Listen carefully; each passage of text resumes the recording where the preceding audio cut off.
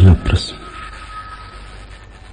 श्रद्धा और साक्षित्व में कोई आंतरिक संबंध है क्या? साक्षित्व तो आत्मा का स्वभाव है, क्या श्रद्धा भी? और क्या एक को उपलब्ध होने के लिए दूसरे का सहयोग जरूरी है? श्रद्धा का अर्थ है मन का गिर जाना। मन के बिना गिरे साक्षी न बन सकोगे। श्रद्धा का अर्थ है संदेह का गिर जाना। संदेह गिरा तो विचार के चलने का कोई उपाय ना रहा। विचार चलता तभी तक है जब तक संदेह है। संदेह प्राण है विचार की प्रक्रिया का। लोग विचार को तो हटाना चाहते, संदेह को नहीं। तो वे ऐसे ही लोग हैं जो एक हाथ से तो पानी डालते रहते वृक्ष पर और दूसरे हाथ से वृक्ष की शाखाओं को उखाड़ते रहते, पत्तों को तोड़ते रहते। वे स्व-विरोधाभासी क्रिया में संलग्न हैं। जहां संदेह है वहां विचार है। संदेह विचार को उठाता है। संदेह भीतर के जगत में तरंगें उठाता है। इसलिए तो विज्ञान संदेह को आधार मानता है, क्योंकि विचार के बिना खोज कैसे होगी। तो विज्ञान का आधार है संदेह। संदेह करो, जितना कर सको उतना संदेह करो, ताकि तीव्र विचारणा का जन्म हो, उसी विचारणा से खोज हो। धर्म कहता है श्रद्धा करो। श्रद्धा का अर्थ है संदेह नहीं। संदेह गया कि विचार अपने से ही शांत होने लगते। संदेह के बिना विचार करने को कुछ बचता ही नहीं। प्रश्न ही नहीं बचता तो विचार कैसे बचेगा? जो लोग सोचते हैं विचार को शांत कर लें और श्रद्धा करने को राजी नहीं, वे कभी सफल न होंगे। वे जड़ों को तो बचाए रखना चाहते हैं, पत्तों को तोड़ना चाहते। जड़ें नए पत्ते भेज देंगी। जड़ें यही काम कर रही, नए पत्तों को जन्माने का काम कर रही। जड़ें तो गर्भ हैं जहां से नए बच्चों, नए पत्तों का आगमन होता रहेगा। श्रद्धा का अर्थ है मेरा कोई प्रश्न नहीं, और प्रश्न नहीं तो विचार की तरंग नहीं उठती। जैसे झील के किनारे तुम बैठे, एक पत्थर उठा के शांत झील में फेंक दो। फेंकते तो एक पत्थर हो, लेकिन अनंत लहरें उठाती, लहर पर लहर उठती चली जाती। एक संदेह अनंत विचारों का जन्मदाता हो जाता है। प्रश्न उठा कि यात्रा शुरू हुई। श्रद्धा का अर्थ है प्रश्न को गिरा दो, प्रश्न मत उठाओ। जो है, जो नहीं है नहीं है।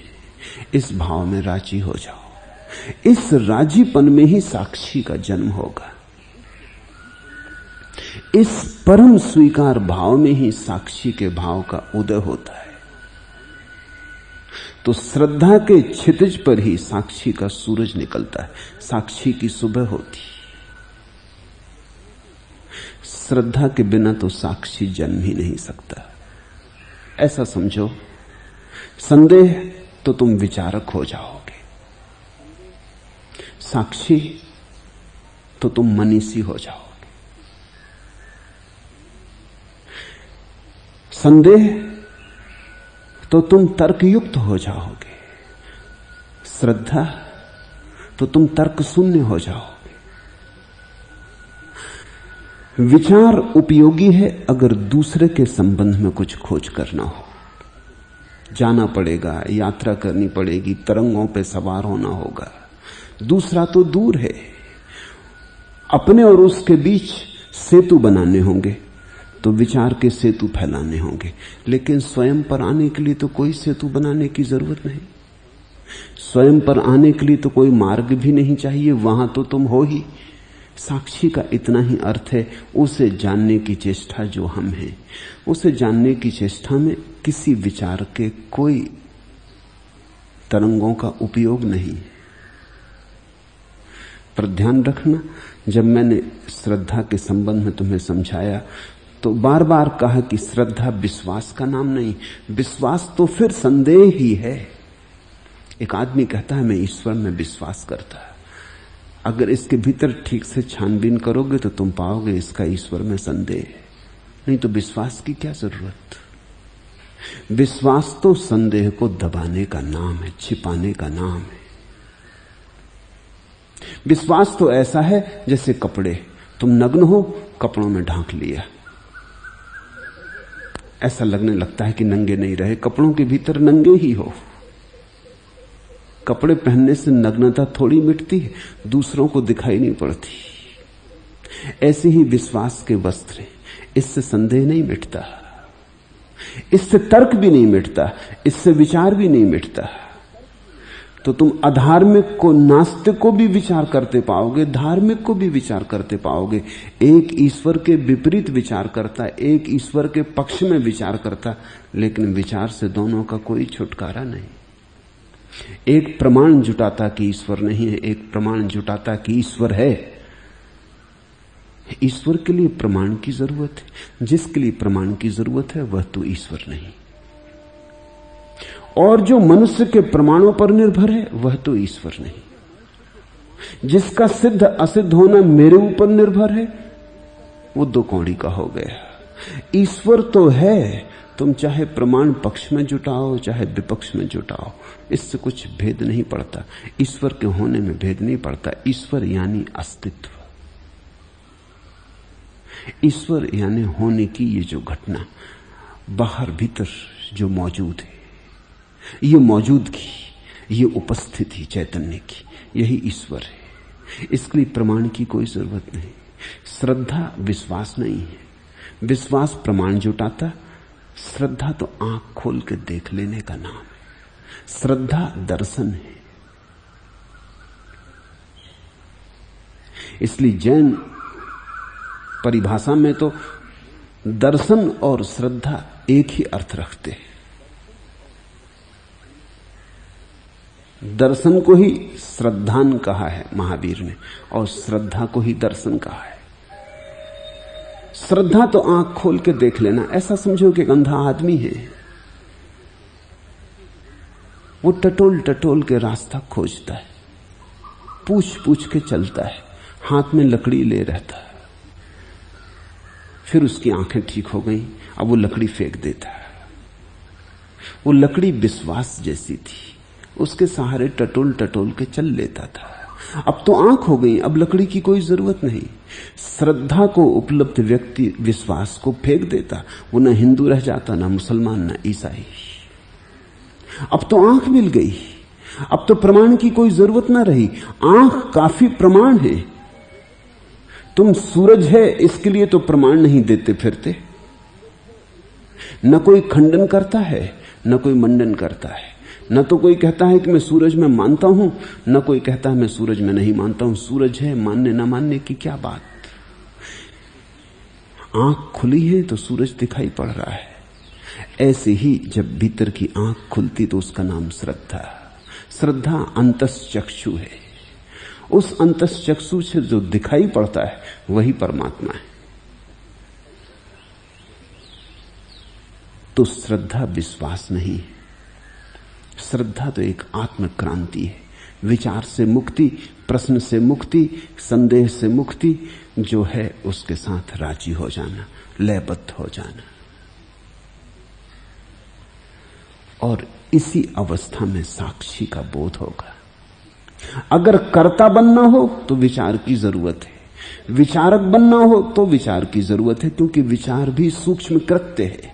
साक्षी में कर्ता तो बनना नहीं, कुछ करना तो है नहीं। जो है सिर्फ उसके साथ तरंगित होना है। जो है उससे भिन्न नहीं, उसके साथ अभिन्न भाव से एक होना है। करने को तो कुछ है नहीं साक्षी में, सिर्फ जागने को है, देखने को है। पूछा है श्रद्धा और साक्षित्व में कोई आंतरिक संबंध है? निश्चित ही। श्रद्धा द्वार है, साक्षी मंदिर में विराजमान प्रतिमा। श्रद्धा के बिना कोई कभी साक्षी तक नहीं पहुंचा, न सत्य तक पहुंचा। श्रद्धा के बिना तुम पंडित हो सकते हो, ज्ञानी नहीं। श्रद्धा के बिना तुम विश्वासी हो सकते हो, अनुभवी नहीं। तो दुनिया में दो तरह के भटकते हुए लोग हैं, एक जिनको हम नास्तिक कहते और एक जिनको हम आस्तिक कहते।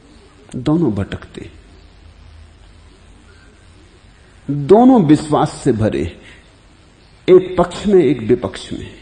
न नास्तिक को पता है कि ईश्वर है, न आस्तिक को पता है कि ईश्वर है। इसलिए मैं धार्मिक को दोनों से अलग रखता हूं। वो तो न नास्तिक है न आस्तिक है। उसने तो धीरे धीरे देखने की चेष्टा की। तुम्हारी धारणाओं की कोई जरूरत ही नहीं है देखने में। तुम्हारी धारणाएं बाधा बनती, तुम्हारे पक्षपात अड़चन लाते। तुम कुछ मान के चल पड़ते हो, उसके कारण ही देखना शुद्ध नहीं रह जाता। तुमने अगर पहले से ही मान लिया है तो तुम वैसा ही देख लोगे जैसा मान लिया है। बिना माने, बिना भरोसा किए, बिना विश्वास किए, बिना किसी धारणा में रस लगाए, जो खाली शांत मौन देखता रह जाता है। जो है उसे जानना है, अभी हमें उसका पता नहीं तो माने कैसे। मेरे पास लोग आते हैं, वो कहते हैं ईश्वर को कैसे माने। मैं उनसे कहता हूं तुमसे मैं कहता नहीं कि तुम मानो, इतना तो मानते हो कि तुम हो, इसे कोई मानने की जरूरत ही नहीं। वो कहते ये तो हमें पता है कि हम हैं। तुमने ऐसा आदमी देखा जो मानता हो कि मैं नहीं हूं?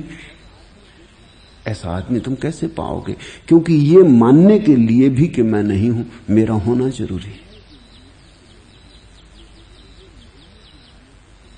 मुल्ला नसरुद्दीन अपने घर में छिपा बैठा है। किसी आदमी ने द्वार पर दस्तक दी। उसने संद से देखा कि आ गया वही दुकानदार जिसको पैसे चुकाने।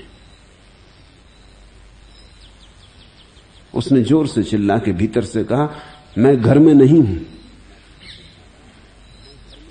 वो दुकानदार हंसा। उसने कहा, हद हो गई, फिर ये कौन कह रहा है कि मैं घर में नहीं हूं?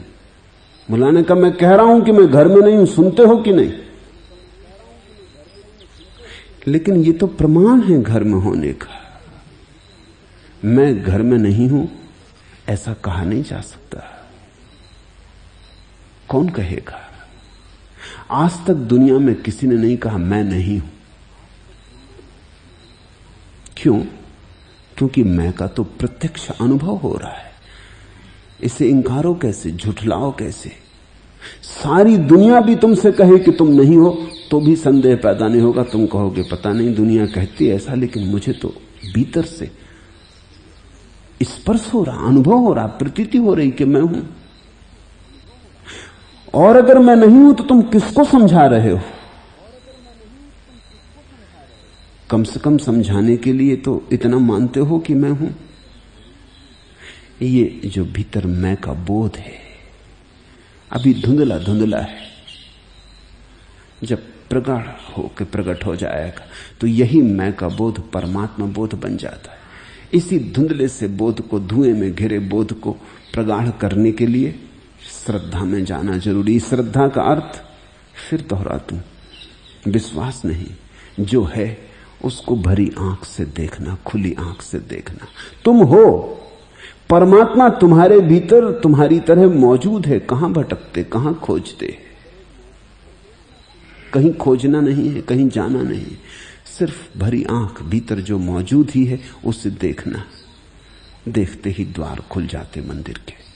साक्षी अनुभव में आता श्रद्धा के भाव से।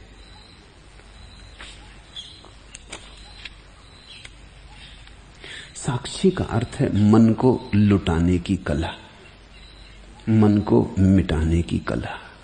कलियां मधुबन में गंध गमक मुस्काती हैं, मुझ पर जैसे जादू सा छाया जाता है। मैं तो केवल इतना ही सिखला सकता हूं, अपने मन को किस भांति लुटाया जाता है। तुमने कभी देखा बाहर भी जब सौंदर्य की प्रतीति होती है तो तभी जब थोड़ी देर को मन विश्राम में होता है। आकाश में निकला है पूर्णिमा का चांद, शरद की पूनो, और तुमने देखा, और क्षण भर को उस सौंदर्य के आघात में, उस सौंदर्य के प्रभाव में, उस सौंदर्य की तरंगों में तुम शांत हो गए। एक क्षण को सही, मन ना रहा। उसी क्षण एक अपूर्व सौंदर्य का, आनंद का, उल्लास भाव पैदा होता। फूल को देखा, संगीत को सुना, या मित्र के पास हाथ में हाथ डालकर बैठ गए। जहां भी तुम्हें सुख की थोड़ी झलक मिली हो, तुम पक्का जान लेना वो सुख की झलक इसलिए मिलती कि कहीं भी मन अगर ठिठक के खड़ा हो गया तो उसी क्षण साक्षी भाव छा जाता। वो इतने क्षणभंगुर होता है कि तुम उसे पकड़ नहीं पाते, आया और गया। ध्यान में हम उसी को गहराई से पकड़ने की चेष्टा करते। वो जो सौंदर्य दे जाता है, प्रेम दे जाता है, सत्य की थोड़ी प्रतीतियां दे जाता है, जहां से थोड़े से झरोखे खुलते हैं अनंत के प्रति, उसे हम ध्यान में और प्रगाढ़ होकर पकड़ने की कोशिश करते हैं। और यही इस जगत में बड़े से बड़ा कृत्य है। ध्यान रखना, मैं कहता हूं कृत्य। कृत्य ये है नहीं, क्योंकि कर्ता इसमें नहीं है, लेकिन भाषा का उपयोग करना पड़ता है। ये जगत में सबसे बड़ा कृत्य है जो कि बिल्कुल ही करने से नहीं होता, होने से होता है। माना कि बाग जो भी चाहे लगा सकता है, लेकिन वह फूल किसके उपवन में खिलता है? जिसके रंग तीनों लोगों की याद दिलाते हैं और जिसकी गंध पाने को देवता भी ललचाते हैं। वो है साक्षी का फूल। बगिया तो सभी लगा लेते, कोई धन की, कोई पद की, बगिया तो सभी लगा लेते हैं, लेकिन वो फूल किसके बगीचे में खिलता है? जिसके लिए देवता भी ललचाते हैं। वो तो खिलता है जब तुम खिलते हो। वह तो तुम्हारा ही फूल है, तुम्हारा ही सहस्त्रदल कमल, तुम्हारा ही सहस्त्रार, तुम्हारे ही भीतर छिपी हुई संभावना जब पूरी खिलती, साक्षी में खिलती, क्योंकि कोई बाधा नहीं रह जाती। जब तक तुम करता हो तुम्हारी शक्ति बाहर नियोजित रहती, विचारक हो तो शक्ति मन में नियोजित रहती, करता हो तो शरीर से बहती रहती, विचारक हो तो मन से बहती रहती। ऐसे तुम बूंद बूंद झरते रहते, तुम कभी संग्रह नहीं हो पाते ऊर्जा के। तुम्हारी बाल्टी में छेद है, सब बह जाता। साक्षी का इतना ही अर्थ है कि ना तो करता रहे न चिंतक रहे। थोड़ी देर को करता चिंता दोनों छोड़ दी। करता ना रहे तो शरीर से अलग हो गए, चिंतक ना रहे तो मन से अलग हो गए। इस शरीर और मन से अलग होते ही तुम्हारी जीवन ऊर्जा संग्रहित होने लगती, गहन गहराई आती।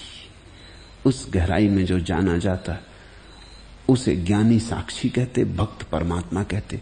वो शब्द का भेद है। दूसरा प्रश्न, आप अष्टावक्र के बहाने इतने ऊंचे आकाश की चर्चा कर रहे हैं कि सब सिर के ऊपर से बहा जा रहा है। आप जरा हमारी ओर तो निहारिए, हम त्रिशंकु की भांति हैं, न धरती पर हमारे पैर जमे हैं, न आकाश में उड़ने की सामर्थ्य। कृपया हमें देखकर कुछ कहिए। प्रश्न महत्वपूर्ण है। तुम्हें देखकर ही कह रहा हूं, लेकिन अगर तुमसे पार की कोई बात न कहूं तो कहने में कुछ अर्थ ही नहीं। अगर उतना ही कहूं जितना तुम समझ सकते हो तो व्यर्थ है, उतना तो तुम समझते ही हो। तुम्हें ही देखकर कह रहा हूं, इसलिए आकाश की बात कर रहा हूं। आकाश की बात करूंगा तो ही शायद तुम आंखें उठा के आकाश की तरफ देखो। आकाश तुम्हारा है, तुम मालिक हो, और तुम जमीन पे आंखें गड़ाए चल रहे हो। जमीन पे आंखें गड़ी होने के कारण जगह जगह टकराते हो, जगह जगह गिरते हो। जमीन तुम्हारी है, ये भी सच है, आकाश भी तुम्हारा है।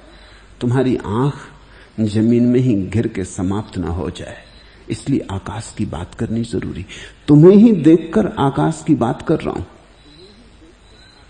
निश्चित ही बहुत कुछ तुम्हारे सिर के ऊपर से बह जाएगा। जब सिर के ऊपर से कुछ बहता हो तभी कुछ संभावना है। अगर तुम्हें जो मैं कहूं पूरा पूरा समझ में आ जाए तो व्यर्थ हो गया। उतना तो तुम समझते ही थे, मैंने तुम्हें कुछ बढ़ाया नहीं, कुछ जोड़ा नहीं। तुम्हारी समझ में बिल्कुल ना आए तो भी मेरा बोलना व्यर्थ गया, तुम्हारी समझ में पूरा आ जाए तो भी व्यर्थ गया। अगर बिल्कुल समझ में ना आए तो बोला ना बोला बराबर हो गया, बिल्कुल समझ में आ जाए तो बोलना व्यर्थ ही था, बोलने की कोई जरूरत ही न थी, उतनी तुम्हारी समझ पहले से ही थी। तो मुझे कुछ इस ढंग से बोलना होगा कि कुछ कुछ तुम्हारे समझ में आए और कुछ कुछ तुम्हारे समझ में ना आए।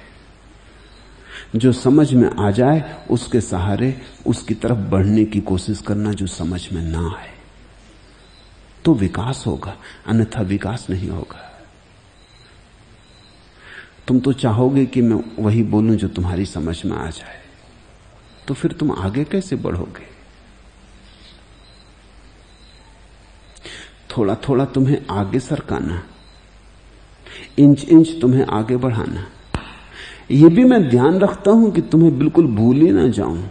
ऐसा ना हो कि मैं इतने आगे की बात कहने लगूं कि तुमसे उसका संबंध ही ना जुड़ सके। तुमसे संबंध भी जुड़े और तुमसे पार भी जाती हो बात। इस ढंग से ही बोलना होगा। सद्गुरु का यही अर्थ है, तुमसे कहता है लेकिन तुम्हारी नहीं कहता, तुमसे कहता है और परमात्मा की कहता है। तो सद्गुरु के पास थोड़ी अड़चन तो रहेगी।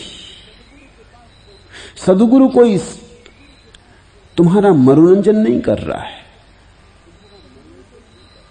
कि तुमसे कुछ बातें कहनी, तुम्हें मजा आया, तुम्हें आनंद आया, तुम्हें रस मिला, तुम चले गए, तुमने कहा समय ठीक से कटा, और वही कहा जो मैं पहले से समझता हूं। तुम्हारी अकड़ और गहरी हो गई, तुम्हारा अहंकार और मजबूत हुआ कि ये तो मैं पहले से ही समझता था। सद्गुरु न तो तुम्हारा मनोरंजन करता है, क्योंकि मनोरंजन क्या करना है, मनोभंजन करना है।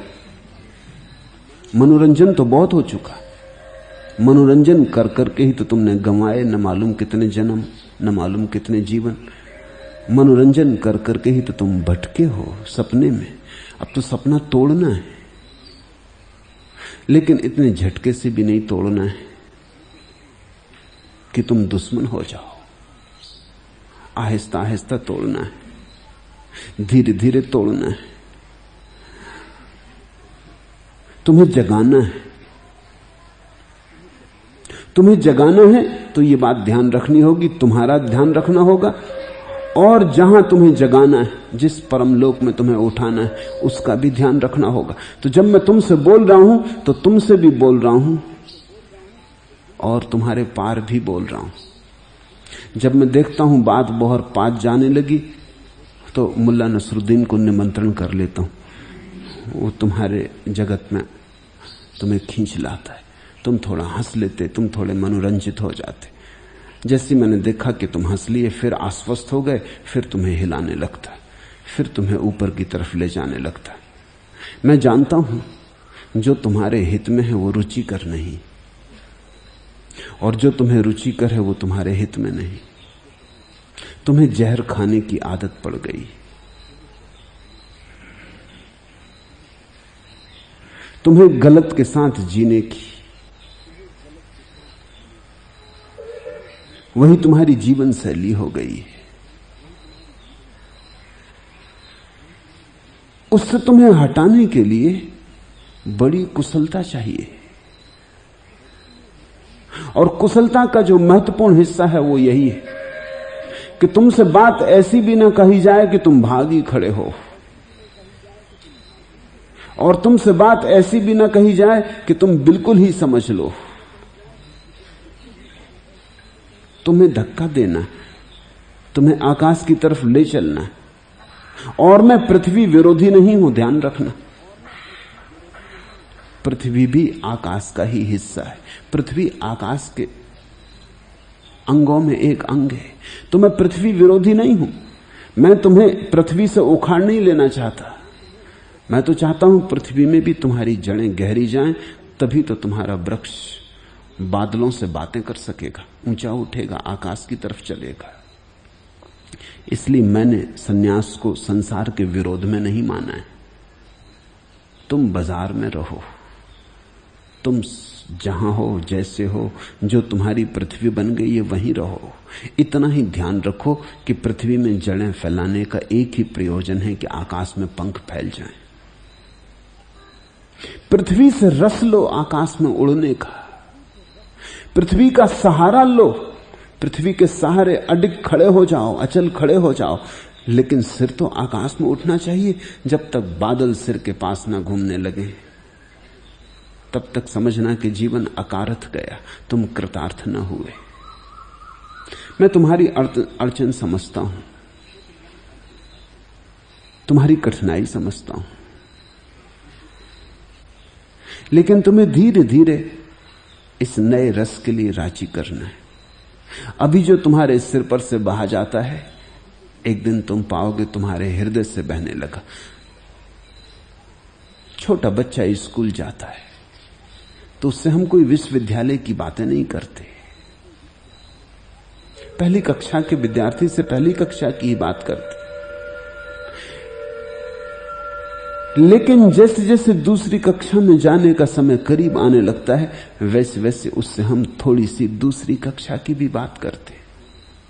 वो उसकी समझ में नहीं आती, आती भी है नहीं भी आती, धुंधली धुंधली आती है, लेकिन उसकी बात करनी पड़ती। अब दूसरी कक्षा में जाने का समय आ गया। जो विद्यार्थी उस दूसरी कक्षा में जाने की बात न समझ पाएंगे, उन्हें फिर पहली कक्षा में अगले वर्ष लौटाना पड़ेगा। जो थोड़ा सा रस दूसरी कक्षा में जाने का उठा लेंगे, वो दूसरी कक्षा में प्रविष्ट हो जाएंगे। ऐसे धीरे धीरे फिर तीसरी कक्षा है, और कक्षाएं हैं, और कक्षाएं हैं। तुम्हारे सिर पर से बात निकल जाती है, उसका क्या अर्थ? उसका इतना अर्थ कि तुमने अब तक उतनी ऊंचाई तक अपने सिर को उठाने की कोशिश नहीं की।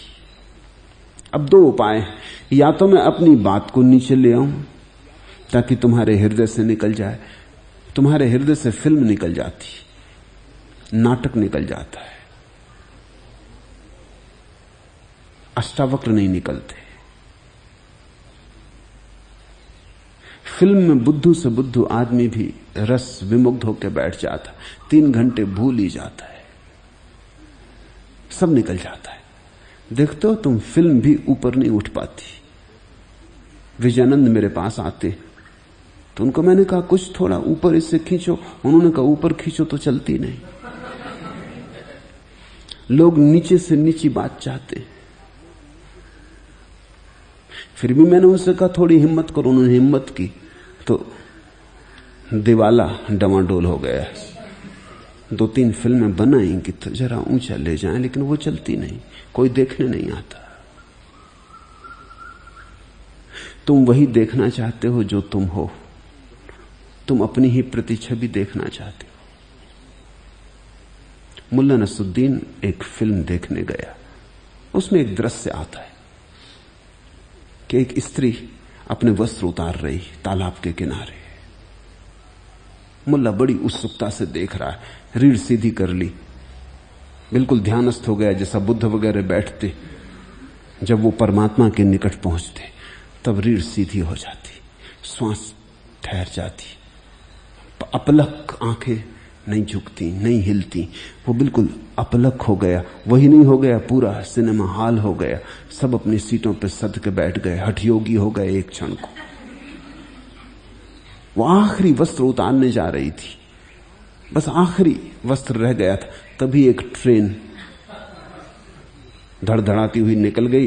वो स्त्री उस तरफ पड़ गई, तालाब उस तरफ पड़ गया। सब बड़े उदास और थके मन से वापस अपनी कुर्सियों से टिक के बैठ गए। लेकिन मुल्ला ने जाने का नाम न लिया। ये पहला शो था, वो दूसरे में भी बैठा रहा, वो तीसरे में भी बैठा रहा। आखिर मैनेजर आया, उसने कहा क्या विचार है, क्या यहीं रहने का तय कर लिया? उसने कहा कभी तो ट्रेन लेट होगी, मैं जाऊंगा नहीं। कभी भारतीय ट्रेनें हैं, इनका क्या भरोसा, कभी आधा घड़ी भी लेट हो गई, क्षण भर की बात है। वो नग्न स्त्री को देखने का, ट्रेन तो निकल जाती, तब तक वो स्त्री तालाब में तैर रही, तब उसका सिर ही दिखाई पड़ता, कुछ और दिखाई पड़ता नहीं। फिल्म तुम्हारे हृदय से निकल जाती है, फिल्मी गाना तुम्हारे हृदय से निकल जाता है। अगर धर्म की बात भी कभी तुम्हारे हृदय से निकलती है तो वो भी जब तक नीचे तल पे ना आ जाए तब तक नहीं निकलती। इसलिए तो लोग रामायण पढ़ते, अष्टावक्र की गीता नहीं पढ़ते। रामायण पुराने ढंग की फिल्मी बात है, वो पुरानी कथा है। वही ट्राइएंगल सभी फिल्मों में, दो प्रेमी और एक प्रेसी। तुम जरा रामायण की कथा का गणित तो समझो, वही का वही है जो हर फिल्म का गणित है। दो प्रेमी एक प्रेसी के लिए लड़ रहे हैं, सारा संघर्ष है, ट्राइएंगल त्रिकोण चल रहा है। वो जरा पुराने ढंग की शैली है, पुराने दिन में लिखी गई है, लेकिन मामला तो वही है। राम रावण सीता की कथा खूब लोग देखते रहे सदियों से, राम कथा चलती ही रहती, रामलीला चलती रहती गांव गांव। अष्टावक्र की गीता कौन पढ़ता, वहां कोई त्रिकोण नहीं है। कृष्ण की गीता में भी थोड़ा रस मालूम होता है, क्योंकि युद्ध है, हिंसा है और सनसनीखेज है। महाभारत का पूरा दृश्य बड़ा सनसनीखेज। तुमने देखा जब युद्ध होने लगता है तो तुम ब्रह्म मुहूर्त में उठ के ही एकदम अखबार पूछने लगते हो, अखबार कहां, क्या हुआ, पाकिस्तान भारत के बीच क्या हो रहा, इजिप्ट इजराइल के बीच क्या हो रहा। कहीं युद्ध चल पड़े तो लोगों की आंखों में चमक आ जाती, कहीं किसी की छाती में छुरा भुकने लगे तो बस तुम तल्लीन होकर रुक जाते हो। राह पर देखा, मां की दवा लेने जाते थे, साइकिल पे भागे, दो आदमी लड़ रहे थे, भूल गए मां और सब, टिका दी साइकिल, खड़े हो गए देखने के लिए कि क्या हो रहा है। बड़ा रस आता है। जहां युद्ध है, हिंसा है, काम वासना है, वहां तुम्हारा रस है। लेकिन इससे जागरण तो नहीं होगा, इससे तुम ऊपर तो नहीं उठोगे। इसी से तो तुम जमीन के कीड़े बन गए और जमीन पे घसीट रहे हो। तुम्हारी रीढ़ ही टूट गई है। तो मुझे तुमसे कुछ बात कहनी हो तो दो उपाय हैं, या तो मैं सारी बात को उस तल पे ले आऊं जहां तुम समझ सकते हो, लेकिन तब मुझे कहने में रस नहीं, क्योंकि क्या प्रयोजन है। वो तो फिल्में तुमसे कह रही हैं, नाटककार तुमसे कह रहे हैं, रामलीलाएं तुमसे कह रही हैं, वो तो कोई भी कह देगा, सारी दुनिया उसे कह रही। उसके लिए कहीं तुम्हें जाने की जरूरत नहीं, सारी दुनिया तुम्हें खींच के बुला रही कि आओ यहां कह देंगे। दूसरा उपाय यह है कि तुम्हें मैं समझाऊं कि तुम्हारा सिर इतना नीचा नहीं है जितना तुमने मान रखा। जरा सीधे खड़े हो, झुकना छोड़ो। जो अभी सिर के ऊपर से निकला जा रहा है, जरा सिर को ऊंचा करो तो सिर के भीतर से निकलने लगेगा। और एक बार सिर के भीतर से निकलने लगे तो थोड़े और ऊंचे उठो। तुम्हारी ऊंचाई का कोई अंत है, तुम्हारे भीतर भगवान छिपा बैठा। आखिरी ऊंचाई तुम्हारी मालकियत है, तुम्हारी नियति है, तुम्हारा भाग्य है। तुम इतने ऊंचे हो सकते हो जितनी ऊंचाई हो सकती। गौरी शंकर पीछे छूट जाएं, हिमालय छोटे पड़ जाएं। जब बुद्धों के सिर ने आकाश की अंतिम ऊंचाई को छुआ है तो सब हिमालय छोटे पड़ गए और हिमालय की शीतलता साधारण हो गई।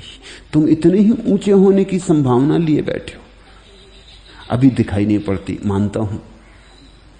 तुम्हें भी समझ में नहीं आती, कितना ही कहूं तब भी समझ में नहीं आती। किसी बीज से कहो कि घबरा मत, तू छोटा नहीं है, महावृक्ष हो जाएगा, तेरे नीचे 1000 बैलगाड़ियां ठहर सकेंगी, ऐसा बट वृक्ष हो जाएगा, घबरा मत, हजारों पक्षी तुझ पे विश्राम करेंगे और थके मांदे यात्री तेरे नीचे छाया में ठहरेंगे, राहत लेंगे, धन्यवाद देंगे। वो बीच कसमस आएगा, वो कहेगा छोड़ो भी, किसकी बातें कर रहे हो, मुझे देखो तो, इतना छोटा जरा सा कंकड़ जैसा, क्या होने वाला है। तुम अभी बीज हो, तुम्हें अपनी ऊंचाई का पता नहीं, तुम बट वृक्ष हो सकते हो। तो सारी चेष्टा यह है कि तुम वटवृक्ष होने में लगो। निश्चित ही इतनी दूर की बात भी नहीं करता कि तुम्हें सुनाई ही ना पड़े, तुम्हें सुनाई पड़ जाए इतने करीब लाता हूं, लेकिन बिल्कुल समझ में आ जाए इतने नीचे नहीं लाता, तो बस तुम्हारे सिर के ऊपर से निकालता हूं।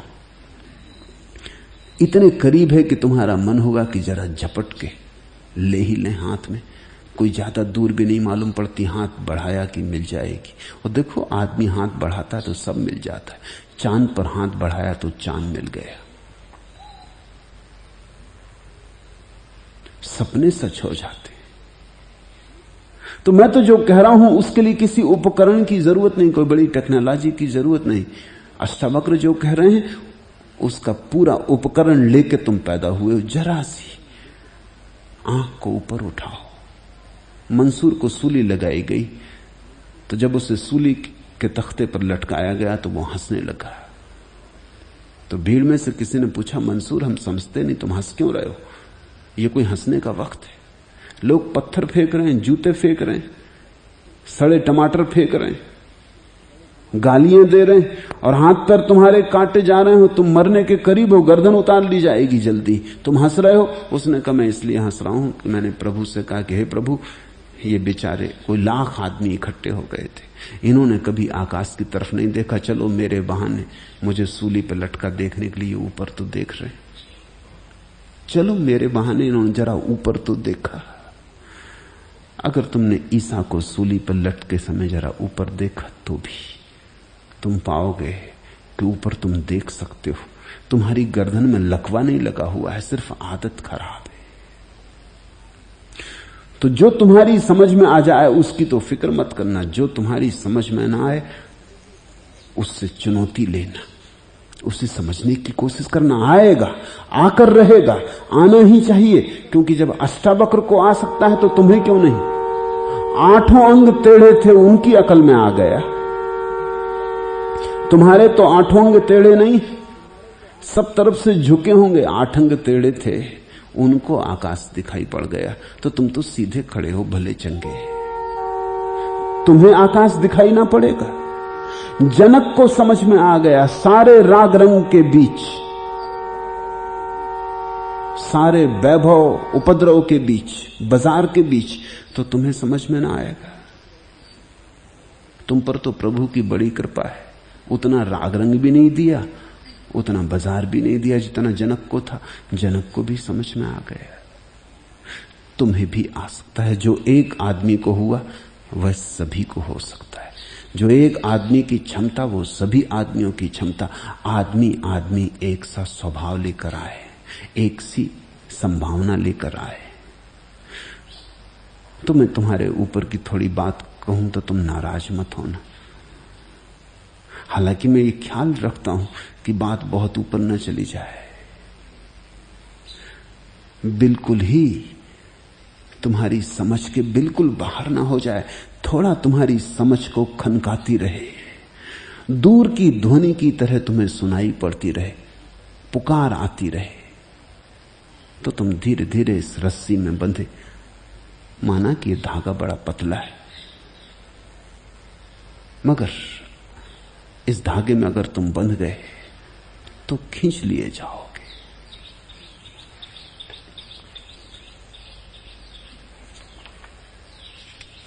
तुम जहां हो अभी, चाहता हूं कि तुम्हें समझ में आ जाए कि तुम कारागृह में हो। राजमहल का पाहुन जैसा तृण कुटिया वह भूल न पाए, जिसमें उसने हो बचपन के नैसर्गिक निसी दिवस बिताए। मैं घर की ले याद करकती, भड़कीले साजों में बंदी, तन के 100 सुख 100 सुविधा में मेरा मन बनवास दिया सा।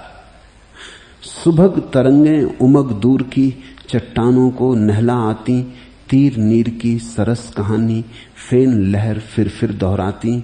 ओ जल का उच्छ्वास बदल, बादल में कहां कहां जाता है। लाज मरा जाता हूं कहते, मैं सागर के बीच प्यासा। तन के 100 सुख 100 सुविधा में मेरा मन बनवास दिया सा। तुम्हें इतनी भर याद आ जाए तुम्हारे निसर्ग की, तुम्हारे स्वभाव की, तुम्हारे असली घर की, ये जो तुमसे कहे चला जाता हूं तुम्हारे असली घर की प्रशंसा में,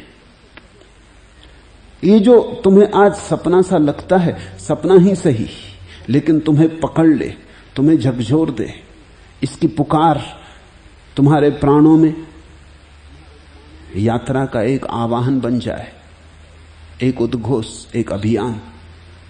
तुम्हें इतनी भी याद आ जाए कि निसर्ग से तुम आनंद को ही उपलब्ध हो, वही तुम्हारा असली घर है। और जहां तुमने घर बना लिया वो परदेश है। धर्मशाला को घर समझ लिया है, सराय को घर समझ लिया है। सराय छोड़ने को भी नहीं कह रहा हूं कि तुम सराय को छोड़ दो, कहता हूं इतना ही जान लो कि सराय है। इतना जानते ही सब रूपांतरण हो जाएगा। निश्चित ही अड़चन भी होगी कि जब भी कोई जीवन को बदलने की कोशिश करता तो अड़चन भी होती। ये सब सुविधा सुविधा से नहीं भी हो सकता है। रास्ते पर फूल ही फूल नहीं, कांटे भी हैं। और तुम नहीं समझ पाते बहुत सी बातें सिर्फ इसलिए कि तुम नहीं समझना चाहते, नहीं कि तुम्हारी समझ अधूरी। तुम डरते हो कि अगर समझ लिया तो फिर चलना पड़े। मैं एक गांव में था, जिनके घर में मेहमान था, उनका मुझ में बड़ा रस था, लेकिन मैं चकित हुआ कि उनकी पत्नी कभी आके बैठी नहीं। उसने जब मैं आया द्वार पर तो फूल माला से मेरा स्वागत किया, दिए से आरती उतारी, लेकिन फिर जो गुमी तो पता नहीं चला। 3 दिन वहां था, किसी सभा में नहीं आई, किसी बैठक में नहीं आई, घर पर न मालूम कितने लोग आए गए, लेकिन पत्नी का पता नहीं। चलते वक्त फिर वो फूलमाला लेके आ गई। तब मुझे ख्याल आया, मैंने पूछा कि आते वक्त तेरा दर्शन हुआ था, अब जाते वक्त हो रहा, बीच में तो दिखाई नहीं पड़ी। उसने कहा आपसे क्या कहूं, मैं डरती हूं, आपकी बात सुन ली तो फिर करनी पड़ेगी। मैं डरती हूं, अभी मेरे छोटे छोटे बच्चे, और मैं तो बड़ी भयभीत रहती हूं। मैं तो अपने पति को भी समझाती हूं कि तुम भी सुनो मत, नहीं कि बात गलत है, बात ठीक ही होगी, बात में आकर्षण है, बुलावा है, ठीक ही होगी, मगर मैं पति को भी कहती हूं तुम सुनो मत। लेकिन पति मानते नहीं। मैंने कहा तू उनकी फिक्र मत कर, वो तो मुझे कई साल से सुनते हैं, कुछ भी हुआ नहीं, तो चिकने घड़े, खतरा तेरा है। चिकने घड़े वो तो आदी हो गए सुनने के, या उल्टे रखे, वर्षा होती रहती वो खाली के खाली रह जाते। मैंने कहा कारण भी है, वो मुझे सुनते हैं, उस सुनने में धर्म की जिज्ञासा नहीं है, साहित्यकार हैं वो, और जो मैं कहता हूं उसमें साहित्यिक रस है उन्हें। अब ये बिल्कुल अलग बात हो गई। ये तो ऐसे हुआ कि मिठाई रखी है और कारपोरेशन का इंस्पेक्टर आया, उसे मिठाई में रस नहीं है, वो मिठाई के आसपास देख रहा है कोई मक्खी मच्छर तो नहीं चल रहे, ढांक के रखी गई कि नहीं, बिक सकती कि नहीं, उसका अलग रस है। एक वनस्पति शास्त्री बगीचे में आ जाए तो वो ये फूल नहीं देखता जो सुंदर होकर खिले, कलियां नहीं देखता जो तैयार हो रही जल्दी ही गंध बिखरेगी, वो ये कुछ नहीं देखता। उसे दिखाई पड़ता है वनस्पति कौन से जाति की है, नाम क्या, पता क्या। अलग अलग लोगों की अलग अलग पकड़ है। एक चम्हार बैठा रहता रास्ते पर, वो तुम्हें नहीं देखता, तुम्हारा चेहरा नहीं, वो जूते देखता रहता, वो जूतों से पहचानता रहता है कैसा आदमी। अगर जूते की हालत अच्छी तो आदमी की आर्थिक हालत अच्छी। दर्जी कपड़े देखता है, तुम्हें थोड़ी देखता है, कपड़े देख के पहचान लेता है। हर आदमी के अपने देखने के ढंग है। मैंने कहा वो मुझे सुनते हैं, लेकिन उनके सुनने में कोई धार्मिक अभिरुचि नहीं है, वो किसी जीवन क्रांति के लिए उत्सुक नहीं, उन्हें सुनने में अच्छा लगता, सुनने में उन्हें रस है, जो मैं कह रहा हूं उसमें रस नहीं है। वो कहते हैं कि आपके कहने की शैली मधुर है, शैली में रस है। शैली का क्या खाक करोगे, चांटोगे, ओढ़ोगे, बिछाओगे, खाओगे, क्या करोगे शैली का? थोड़ी देर मंत्रमुग्ध कर जाएगी, फिर तुम खाली के खाली रह जाओगे। उन्हें सत्य में रस नहीं है, सत्य की अभिव्यक्ति में रस है।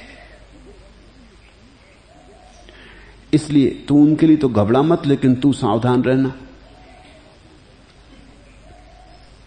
और यही हुआ।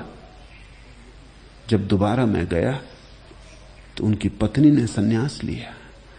पति तो बोले कि बड़ी हैरानी की बात है, तू तो कभी सुनती नहीं। उसने कहा मैं चोरी छिपे पढ़ती हूं, जब कोई नहीं देख रहा होता तब मैं पढ़ती हूं। मैं डरी डरी पढ़ती हूं कि ये बातें तो ठीक है। लेकिन पिछली बार जब उन्होंने कहा कि तेरे लिए खतरा है, तब से बात चोट कर गई। पति अभी भी सन्यासी नहीं है, पत्नी सन्यासी हो गई। कभी सुना नहीं, कभी ज्यादा करीब आई नहीं। ध्यान रखना, अड़चन है। तुम कई बातें सुनना नहीं चाहते, इसीलिए तुम सिर को झुका लेते हो और ऊपर से निकल जाने देते हो। अगर तुम सुनना चाहो तो तुम सिर को ऊंचा उठा लोगे और सिर में से निकलने दोगे।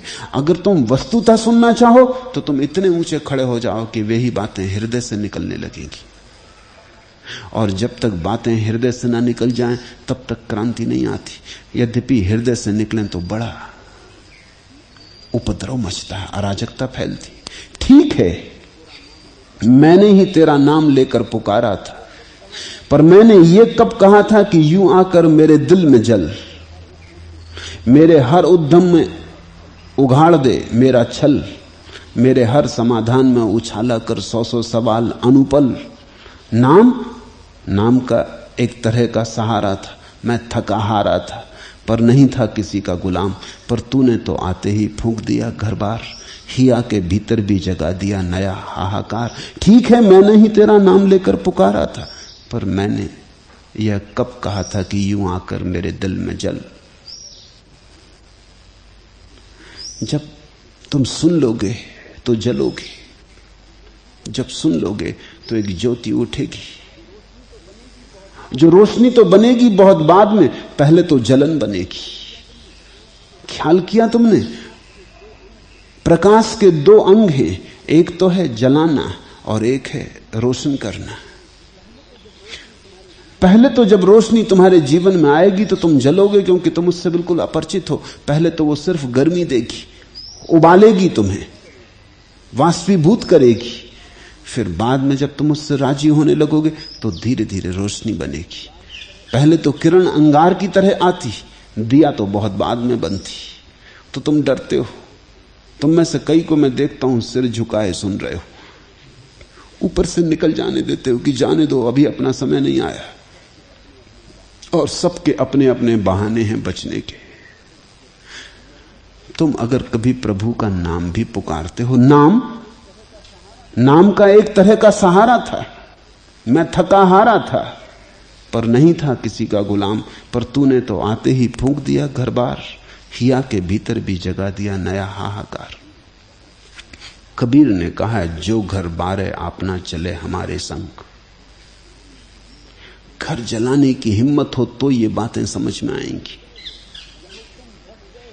जहां तुम बस गए हो वहां से उखड़ने का साहस हो तो ये बातें समझ में आएंगी। तो तुम सुनोगे, तो तुम गुनोगे, और गुनते ही तुम्हारे जीवन में क्रांति शुरू हो जाएगी। ये बातें सिर्फ बातें नहीं, ये क्रांति के सूत्र हैं। लेकिन मैं जानता हूं बड़ी अड़चन है। अड़चन तुम्हारी तरफ से है, ऊंचे से ऊंचा तुम्हारी पकड़ के भीतर है। पहुंच के भीतर भला ना हो, मगर पकड़ के भीतर से। बात को ख्याल में ले लेना। जब मैं कहता हूं पहुंच के भीतर, नहीं तो उसका अर्थ इतना है कि तुमने अब तक प्रयास नहीं किया, तुम वहां तक अपना पहुंचा नहीं ले गए, नहीं तो पहुंच के भीतर हो जाता। तुम पहुंचा नीचे डाले हो, इसलिए पहुंच के भीतर तो नहीं, लेकिन पकड़ के भीतर तो है ही। जब भी तुम पकड़ना चाहोगे पकड़ लोगे। इस जगत में ऐसा कोई सत्य कभी नहीं कहा गया और कहा नहीं जा सकता जो मनुष्य मात्र के पकड़ के भीतर ना हो।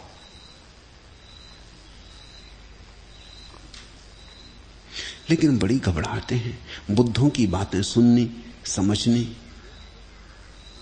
दांव लगाना है, जुआरी का दांव।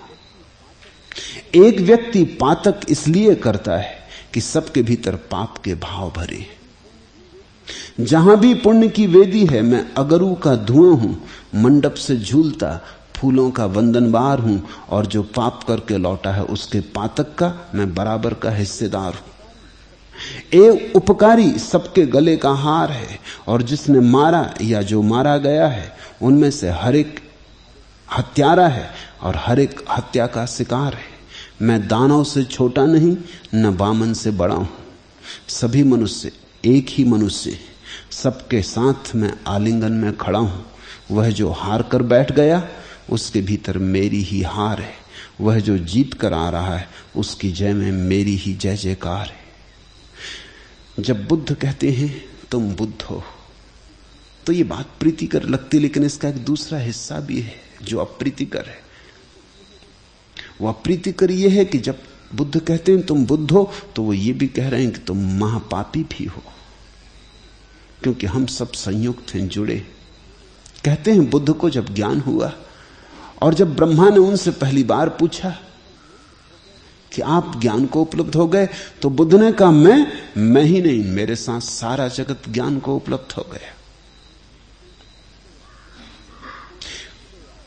वृक्षों के पत्ते और पहाड़ों के पत्थर और नदी झरने और मनुष्य और पशु पक्षी सब मेरे साथ मुक्त हो गए, क्योंकि मैं जुड़ा हूं। ब्रह्मा को बात समझ में ना आई। फिर अंतिम कहानी, ये तो प्रथम कहानी हुई, बुद्ध को ज्ञान हुआ तब घटी। फिर अंतिम कहानी है कि बुद्ध जब स्वर्ग के द्वार पर गए, द्वार खोला, ब्रह्मा स्वागत को आया तो वो वहीं अड़े रह गए। ब्रह्मा ने कहा भीतर आए, हम प्रतीक्षा कर रहे हैं। बुद्ध ने कहा मैं कैसे भीतर आऊं, जब तक एक भी बाहर है मेरा भीतर आना कैसे हो सकता। हम सब साथ हैं, जब सारा जगत भीतर आएगा तभी मैं भीतर आऊंगा। ये दो कहानियां नहीं, एक ही सिक्के के दो पहलू। तो जब कोई तुमसे कहता है तुम्हारे भीतर भगवान है, तो तुम्हारा अहंकार इसको तो स्वीकार भी कर ले कि ठीक, ये कुछ विपरीत बात नहीं। लेकिन जब कोई कहेगा तुम्हारे भीतर महापापी से महापापी भी है, तब बेचैनी होती।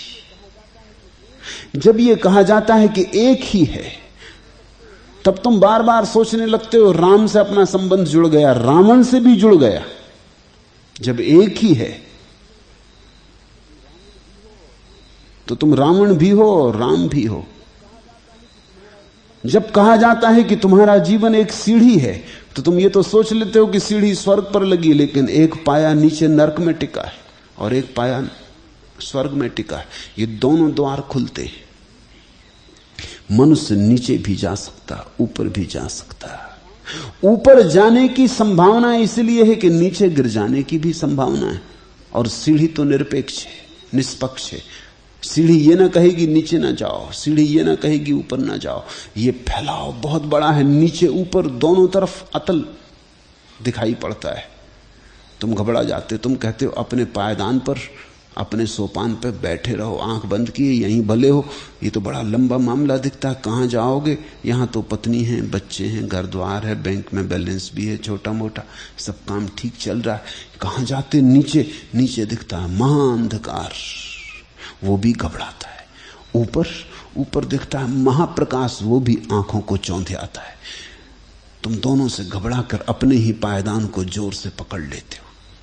तो तुम सुनना नहीं चाहते, सुनना चाहो तो सिर ऊपर उठने लगेगा। सुनना चाहो, इसलिए इस ढंग से कहता हूं कि कुछ कुछ तुम्हारा मन भी तृप्त होता रहे कि तुम भाग ही ना जाओ।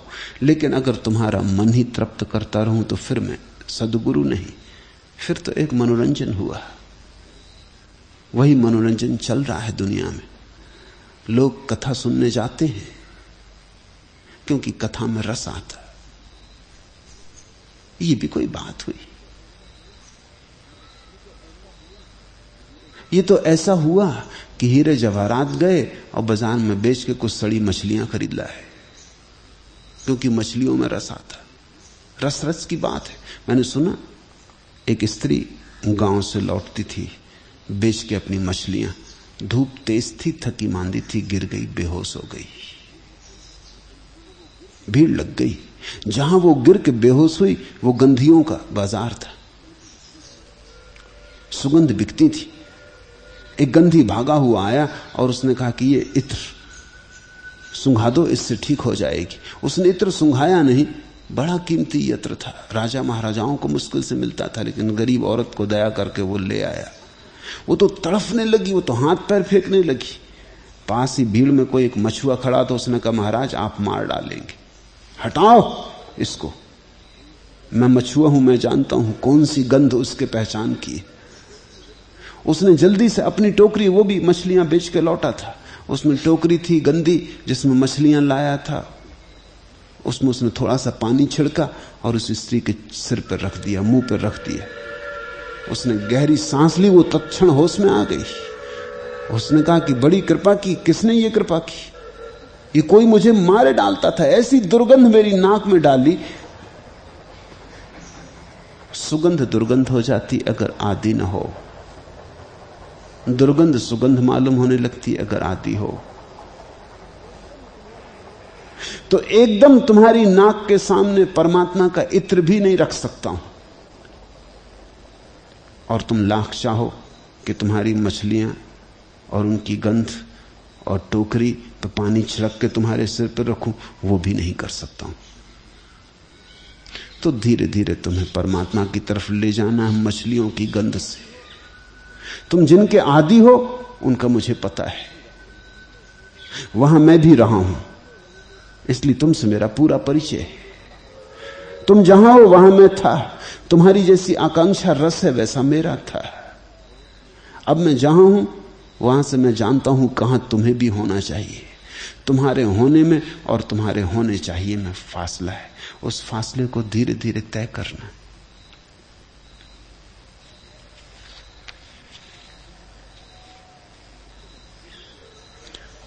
चौथा प्रश्न, आप अक्सर कहते हैं कि प्रत्येक आदमी अनूठा है, मौलिक है, और यह कि प्रत्येक की जीवन यात्रा और नियति अलग अलग है।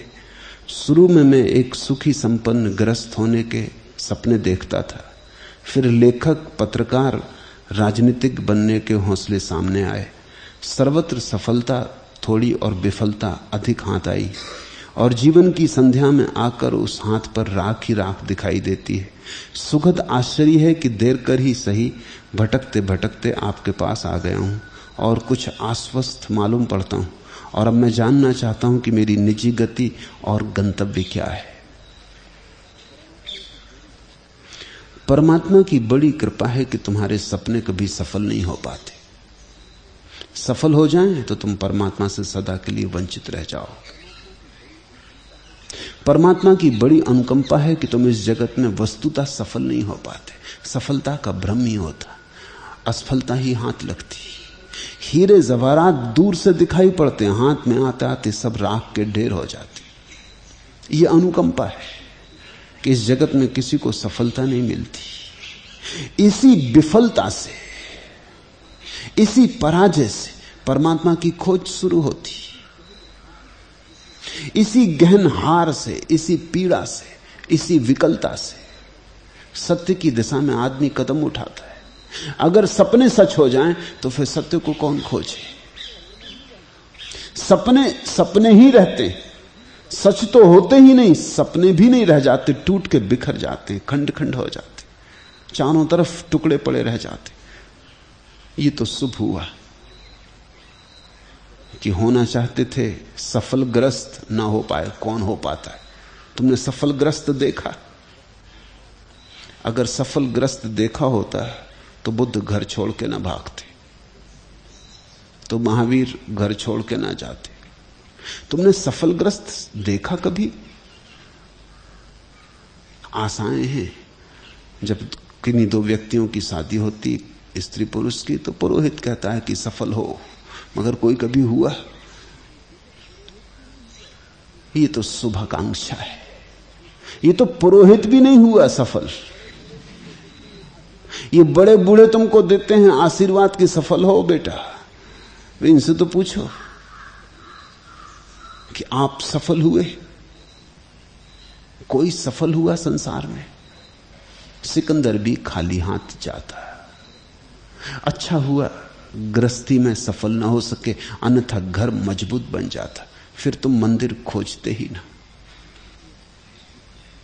अच्छा हुआ कि प्रसिद्धि में सफल ना हुए, लेखक पत्रकार बन जाते तो अहंकार मजबूत हो जाता।